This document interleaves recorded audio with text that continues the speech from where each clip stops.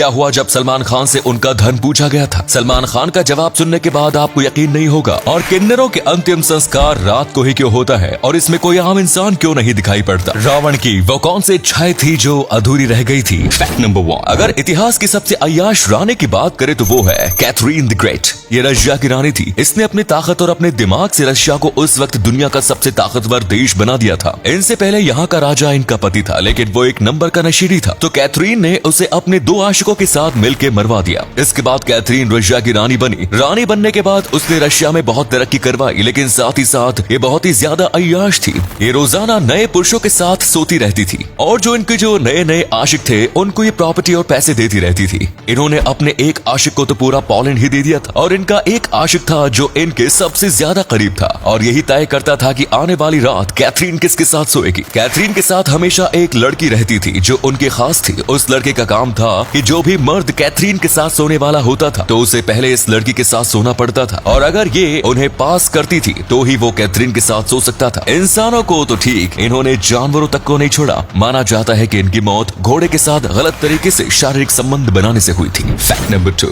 साल 2015 में बॉलीवुड की सबसे बड़ी स्टार यानी कि सलमान खान को पुलिस ने अरेस्ट कर लिया था क्योंकि उनके ऊपर कई सारे केसेस चल रहे थे और इसी दौरान एक फॉर्म ने उनसे पूछा गया कि आपका धर्म क्या है, तो सलमान खान ने अपना धर्म हिंदुस्तान बताया। उनका कहना था कि मेरी माँ हिंदू है और मेरे पिता मुसलमान, और अब मुझे ये बात समझ में नहीं आती कि लोग हिंदू और मुसलमान के बीच झगड़ते क्यों रहते हैं। मैंने बचपन से ही दोनों धर्मों को निभाया है और इसीलिए मैं बस किसी एक धर्म का यहाँ पर नाम नहीं लिख सकता। मैं मानता हूँ कि मेरा जन्म हिंदुस्तान में हुआ है, इसीलिए मेरा धर्म हिंदुस्तान है। अगर आपको भी लगता है कि सलमान खान ने बिल्कुल सही बोला है तो वीडियो को लाइक जरूर करें। नंबर 3, बुराई पर अच्छाई के प्रतीक का महापर्व दशहरा हम लोग हर साल मनाते हैं। इसी दिन भगवान श्री राम ने लंकापति रावण का सर्वनाश कर धरती को उसके पापों से मुक्ति दिलाई थी। रावण के अंत के साथ ही उसकी कुछ इच्छाएं भी हमेशा के लिए खत्म हो गई। रावण स्वर्ग तक सीढ़ियां बनाना चाहता था जिससे लोग मरने से पहले ही स्वर्ग के सुखों का आनंद ले सके। वो सोने को सुगंधित करना चाहता था जिससे असली और नकली सोने की पहचान की जा सके। रावण चाहता था कि मदिरा नायनी शराब में बदबू खत्म हो जाए जिससे हर कोई उसे पी सके। इसके अलावा वो समुद्र के खारे पानी को मीठा करना चाहता था और खून को लाल के बजाय सफेद रंग का करना चाहता था। रावण काले रंग का था, इसीलिए वो चाहता था कि धरती का प्रत्येक प्राणी गोरा हो जाए जिससे कि कोई किसी के रंग को लेकर उपहास ना कर सके। लेकिन रावण की ये सभी नामुमकिन इच्छाएं कभी पूरी नहीं हो सकी।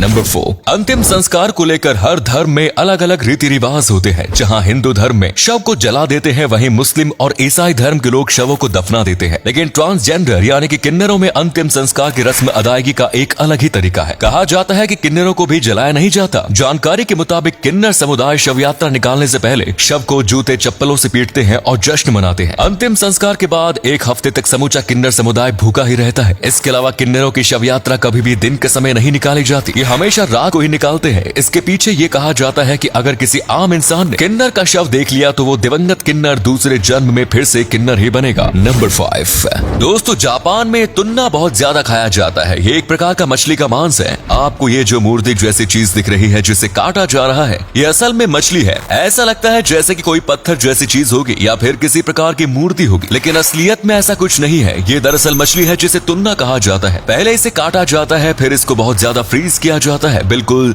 0 डिग्री तक, और इसके बाद इस मछली के अंदर मौजूद सारे लिक्विड पदार्थ जम जाते हैं और बर्फ बन जाते हैं और इसीलिए ये इतनी ज्यादा कड़क हो जाती है। ऐसा इसलिए किया जाता है क्योंकि कड़क तुन्ना को काटना काफी आसान होता है। नंबर 6, अगर हमें कभी कुत्ते काट लेते हैं तो हम उतनी भी ज्यादा तकलीफ नहीं होती। हाँ, ये बात अलग है कि हमें इंजेक्शन लगाने पड़ते हैं, पर वहीं अगर हमें शेर काट ले तो हमारे उस अंग का क्या होगा ये बात आप जानते ही होंगे। लेकिन क्या आपको पता है जो कैंगल डॉग होते हैं वो शेर से भी ज्यादा मजबूत जबड़े वाले होते हैं। किसी भी जानवर के जबड़े की ताकत कितनी है इसे मापने के लिए PSI का यूज किया जाता है। शेर के जबड़े 600 PSI तक फोर्स से काट सकते हैं, लेकिन वहीं पर जो कैंगल डॉग है उसका बाइट फोर्स 743 PSI यानी कि शेर से करीब 90 PSI ज्यादा। तो आप सोच सकते हो कि ये कितने ज्यादा खतरनाक कुत्ते हैं।